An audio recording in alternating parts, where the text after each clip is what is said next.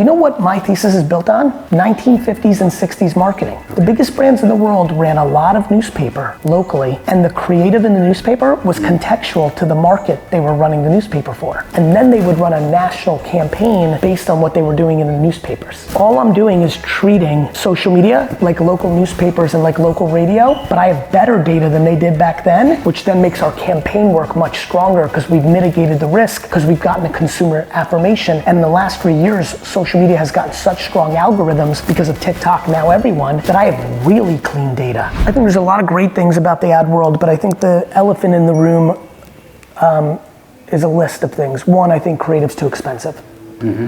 I also think the process of I believe that creativity and the idea is the variable of success. Yeah. I believe the process in getting to that idea is vulnerable in a 2023 world. Yeah. I think we continue in ad land to act as if the internet doesn't exist. And so I think there are brilliant strategists. I think there are brilliant creatives in all these wonderful shops. I just don't feel comfortable being at the mercy of their subjective opinion. Yeah. And so for me, social's important because A, it has an incredible amount of the consumer's attention, but more importantly, it's a place to extract consumer insights and get consumer affirmation that can mitigate the risk of the creative campaigns. Okay. And you say the ad industry, creativity is way too expensive right now. Why do brands still pay for those amounts? They do the math, I think, and they see what the effect is. They've started to not. Okay. Over the last 7 years, brands have taken more in-house work than we've seen in 100 years. That's because it's too expensive. We've seen companies started by a wine retailer go from 0 to 1,500 employees and hundreds of millions of dollars in revenue. Yeah. The answer is, to your question directly, is because they all look the same, so they had no alternatives. Okay. But over the last 7 years, the amount of revenue shifting to companies that look more like mine and the in-housing is the response. Yeah. So they're reacting already. And how about all the money they spend on influencers that give them creative? Yeah. This is what I've been trying to help some of my agencies. I have many friends who own creative agencies who see the world very differently than me, which I respect. Yeah. For the people that read this beautiful magazine, and the far majority of them do not see the world the way I do. No, I respect that. I don't see that as a bad thing. The thing that I rely on is the truth of the results in business will dictate the outcome. Yeah. I also look at history. When the television was invented, the agencies that were doing copy for radio held on for dear life. Yeah. They used to shit on television like you can't imagine. Yeah, yeah. The problem was the television was going to defeat the radio. Yeah. The problem today for the ad industry is that television is evolving into the internet. Yeah. Streaming and connected TV is more like social media than it is television. And so this is going to play out, whether I disappear tomorrow or not. And so for me, I just have a passion to try to help the creative agencies that maybe don't like what I say to survive. And so they have to have this conversation. Making a 30-second video that costs millions of dollars of retainer to come up with the idea, and then hundreds of thousands, if not millions of dollars to produce, and then millions of dollars to distribute in 2023 is crazy. Yeah, but the arguments they use, well, you have to have a big audience. You need television for that. But television has a big audience. It builds trust. The internet is not building trust. Yeah. I think that's cute, to be direct. First, I agree with big audience. If I thought television commercials had big audience, I would make all of them. Yeah. When people say that television has audience, I agree. Television shows. GRPs are a fake number. They're potential reach. They're not actualized reach. No, that's right. The end. Yeah. I know that when I A/B test full-fledged social brand building and sales and full-fledged television, and I have clients doing both, we do plenty of television. VaynerMedia, one thing that your readers would be stunned by is VaynerMedia as a creative AOR, has done more Super Bowl commercials than any creative agency in America over the last 4 years. Now, I believe in the Super Bowl commercial because people do watch. Yeah. In America, the Super Bowl commercial is watched as much as the game. Yeah. Every other commercial is not watched at all. Of course, many of them are seen, but it's too expensive against the actualized reach versus the potential reach. So my argument to my arguments is television commercials do not have a large audience. Okay. They have a very expensive, medium-sized audience. Yeah. And that there are other places like social media that have large audiences. If you spent the same $4 million in creative and production and $10 million in media and spent that 15 in just social, in brand building, you would become big like all the brands that became big in the last 10 years. Yeah. And it's a real strange economic around television. The less GRPs you have, the expensiver TV ads get. Go figure. Yeah, how come? Because they want money. Yeah. Because the distributors and the agencies are taking the money from the brands. Yeah.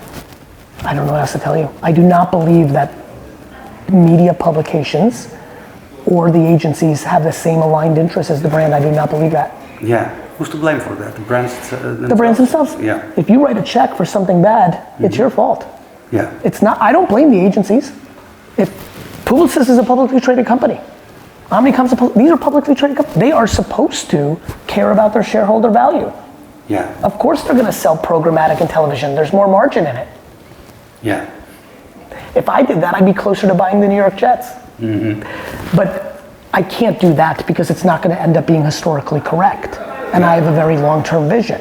Yeah. If I was the CEO of a holding company, I would sell that too. If I had to worry about my stock price every 90 days, I would worry about my margin too. Yeah. Right now I have the luxury of not worrying about my margin. I have the luxury of growth. And what I need to trade on is truth. Yeah. How much expensive or how much cheaper, the other way around, is a bottom-up social campaign, startup campaign compared to Here's where I tend to get people's attention. It can be just as bad as traditional. Okay. This is the important part. Do I believe the opportunity is greater against the cost in social than traditional? Yes. However, 99% of the people that are going to read this article are currently wasting all their money on social. Because if you don't know how to do it properly, a football. How much is a football worth to Messi? Billions. How much is a football worth to me? I don't know how to use the football. Yeah. Just because, so to me, this is where the conversation becomes more complex. I don't believe in digital over traditional.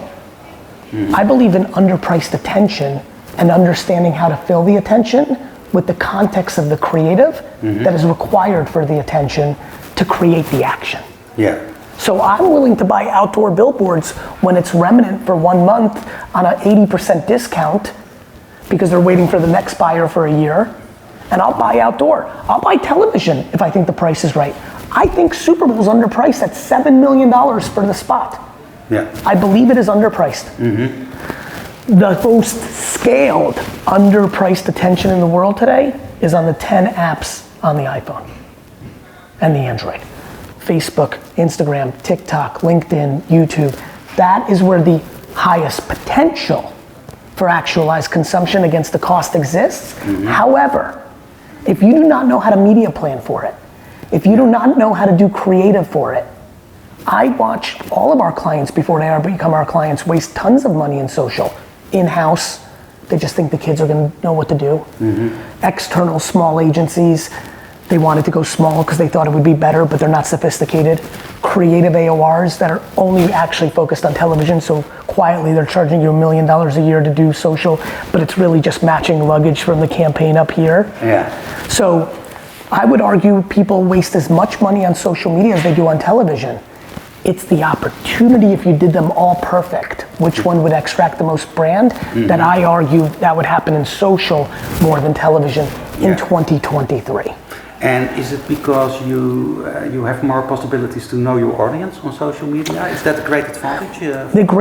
Very smart observation. The great advantage of social is you can win on relevance at scale, and most of the brands that we're talking about have awareness, but they're not winning on relevance.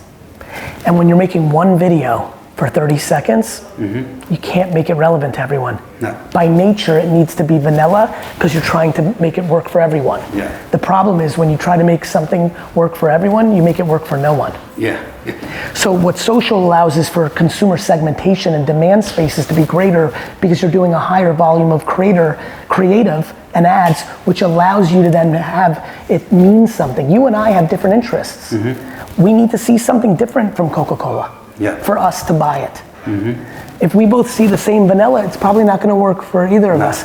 If we both see something that hits our interests, it gives us a chance to consider it. Yeah. What people don't understand about social is it's not test and learn, it's not spray and pray, it's not throw against the wall what sticks. It's actually back to the old days. Do you know what my thesis is built on? 1950s and 60s marketing. The biggest brands in the world ran a lot of newspaper locally, and the creative in the newspaper was contextual to the market they were running the newspaper for. And then they would run a national campaign based on what they were doing in the newspapers. All I'm doing is treating social media like local newspapers and like local radio, but I have better data than they did back then, which then makes our campaign work much stronger because we've mitigated the risk, because we've gotten a consumer affirmation. And in the last 3 years, social media has gotten such strong algorithms because of TikTok, now everyone, that I have really clean data. Yeah, yeah. So the problem is actually that the scale that brands want to have for a big audience is also their problem, because they want to make one boulder and push it down, and what they need to do is make 1,000 pebbles and push it up. Yeah. That's the reverse.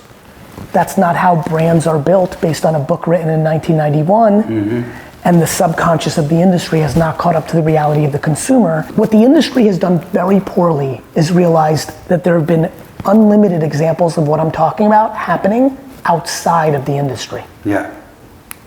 What insights do you start with? Because if you want to make, let's say, 50 messages for different audiences, you have to have 50 insights, or... We first start with creating the consumer segmentation. So the first thing we do is we start with the consumer cohorts. Yes. We usually start with clients' first-party data. You know, a lot of our clients, as you can imagine, you know this, they already have done a lot of work. Yeah. They've been doing work. They've done their brand positioning. They've hired Bain, McKinsey, Boston Consulting to do work. They have agencies, they have history. Some of them have their own .coms. They have depletion reports of how the products, they have plenty of data. Yeah. So we take that all in. Then we do qualitative data. We read everything that is being said about the brand and their competitors. So we take the qualitative data from our work, which is consumer, psychographic, demographic, psychology work, and we mix it with their first party data, and that establishes the consumer segmentations. Okay, it's a combination of listening, social listening, and data. But social listening with real rigor to extract the insight. Yeah, okay. The talent, we hire strategists and train them for the talent to extract what does that mean, not just this is what they're saying. If you do not have the talent to take 5,000 people's comments and say, wait a minute, everything what they're saying here is based on insecurity. If you can't make that transition, then you don't have the strategic talent to build strong cohorts. Okay. Yeah. So that's what we focus on. We make the cohorts. Here's where it gets interesting. The work makes the work stronger. Let me explain. Now we make the cohorts. Now we start doing advertising, local radio and television and print. Yeah. We think an individual piece of social content has the potential to impact more business than an entire national television campaign. We do that because we know it's true. We know that Ocean Spray sold out across America because of one TikTok made by one person. Okay. Yeah. We know it to be true. So you have to understand it's a religion. It's a different religion. Yeah. So now we're marketing every day for the sake of better marketing. 3-4 months later, after we've put out all that creative, 30, 40 pieces a day. Not throw against the wall and happy Sunday. Real marketing, real ads, print, radio. Why do people value a full billboard where it's just a static picture with a headline and they don't with a picture on Instagram? Yeah. It's the same thing. Yeah. And often this is being seen more than that. Yeah. And this costs a lot less than that. Absolutely. But here's where it gets interesting. Why that's so important. After 3 or 4 months, we can start seeing, Hispanic males in Los Angeles or moms in Berlin, 21 to 25, or 52 to 55-year-old men who are interested in Manchester United in the outskirts of London. It's not working. We've marketed to them 30, 40, 50 times and we're not getting traction. Let's kill that cohort. But over here, we've been marketing to 21 to 25-year-old moms, young moms, 21 to 25, very young moms in London who have a high income household. And if you read all the comments, we're gonna pull out Asian moms, 25 to 30, and we're gonna start marketing to them because there's something happening in this cohort. And so the cohorts become an accordion. Yeah. So our consumer segmentation is a living and breathing heartbeat. And that's how we're using the marketing to do the marketing better. Yeah. Here's where it gets really interesting. Now you have the content in that 21 to 30-year-old Asian moms in London, high income, all of the content doing well. That series of marketing becomes the brief for our senior creative directors to now do a campaign based on the insights. Okay, yeah. Got it? Yeah, absolutely. That's the model. And can those insights you get, and can it alter a strategy? Normally they define a strategy and then target audiences and... As you note, that's a very astute question. For us, as you can see, it dictates a strategy. Yeah. None of our strategies write a brief. No. The work becomes the brief. Yeah. Okay. It's a very different model, but it's very real. You know, we've become the creative AOR for Pepsi, for Gillette, for the biggest brands in the world in America, coming from just doing social, and now we're the creative AOR because we believe that that is going to be the requirement. The idea that two talented people, and by the way, all my people come from Wyden, Crispin, Droga, 72 and Sunny. Yeah. But for me, as brilliant as the strategist is and the creative is, to just rely on their opinions and then the client subjectively saying yes or no and betting the farm on that, I'm just not comfortable with that. Yeah. No matter how talented they are. Yeah. Can we go to the production of, yes. of content, the creative process? I think we are front a period of huge change, a big yes. change yes. With artificial intelligence. Yes. How will it affect to your business? It will put us all out of business. Yeah. Well, a lot of us, I think. I think they will. I think, first of all, here's the thing everyone in our industry has to hear. None of us can use any of this creative yet because the copyright and trademark issues are huge. I would be using it today at Vayner for our clients if I wasn't worried about that. I think for our industry, big brands, we're gonna have to wait a half a decade for the court systems to really go through a lot of this litigation. Because a lot of the creative, we don't know the sources. Yeah. And so commercial use. Copyright things. So I think, before anybody reads this and runs to retire, you got a good 5 to 10 years. It's going to take some time to figure this out. That's number one. Yeah. But to your point, in a race to drive down the cost of creative, for example, one thing I'm very proud of, in our entire creative department, hundreds and hundreds of people, from Chief Creative Officer Rob Lanoy to a creator that started yesterday, everybody makes creative every day. Yeah. Our creative department is production. That's unheard of. So that's how we were able to drive down the cost, right? If all 500 people are making every day, and not just being in meetings and pontificating, you're driving down the cost. Yeah. But even me at scale and us globally, we will not beat artificial intelligence creative making. However, roles will change.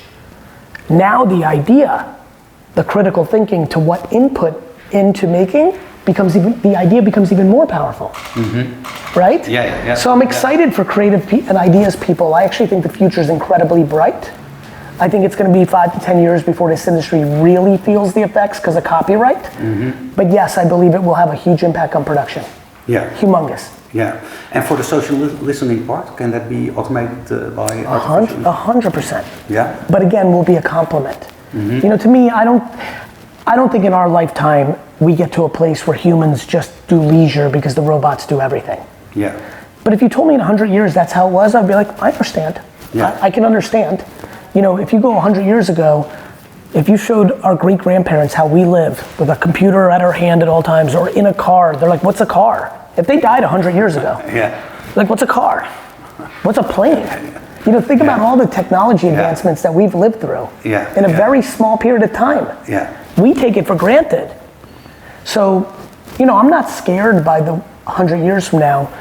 I'm just focused on today. I'm not worried about yesterday, and I think that's the biggest problem in our industry. I'm not worried about tomorrow. I think it's another problem in our industry. We have brands that spend more money building a metaverse than they do on social media creative. That's crazy. The shiny new thing versus what's happening today. So they'll do television and a metaverse, but they won't do social media branding properly. To me, that is a profound mistake of not understanding today. So I think artificial intelligence is going to be a big topic for us forever. I think every magazine article, like, it will be brought up, and every day it will become more and more important. The current elephant in the room is, until we have copyright and trademark figured out, the biggest brands in the world can't use it. No. And you're working together with universities over here in Amsterdam.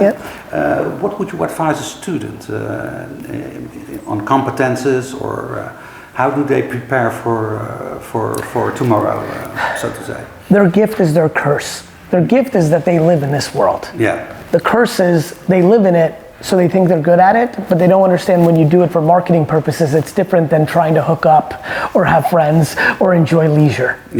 So, you know, I think for the kids that are reading or listening, it's when you make the shift to making it professional, you've got to understand there's a business hope and dream, not just a creative or a funny or for fun. And by the way, that continues to be an argument of mine of one of the vulnerabilities of classic creative agencies.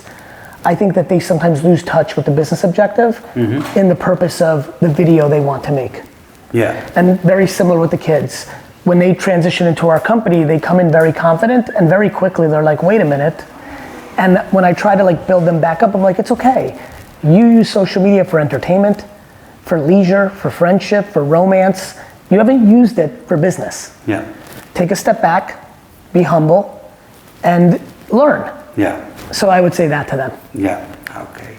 Thank you so much. Very interesting. Thank you. I really agree with your you know what's funny? Insight. I'm very humbled by that. You know what's interesting is, this will make sense to you. If it's just the headline, then they're like, But when you get into a real conversation for an hour, almost everyone in our business, even the most staunch advocates of the past, if you really push and prod and have a real logical conversation, there is a struggle. Because what they hold true, they haven't gone second layer on. Well, Gary, to your point, we need scale. I'm like, I agree. Like, you know, of course you need scale. You're a global brand. I'm like, but you're making assumptions that aren't true. And do you ever wonder why your reporting looks wonderful, but your business is declining? Maybe the reporting is broken.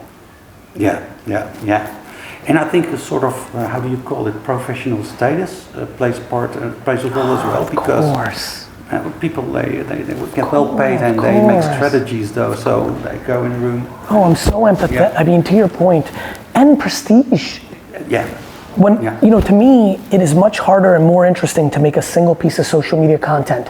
But I'm not confused that if you're a senior creative director, making work that gets a big coverage here or go to France and win a trophy, that feels more prestigious. When you tell your neighbor what you do for a living, it feels more proud today to say I do this versus I make social media posts. It feels low. But it's going to change. I think so. Anyway, thank you. Thank you very much.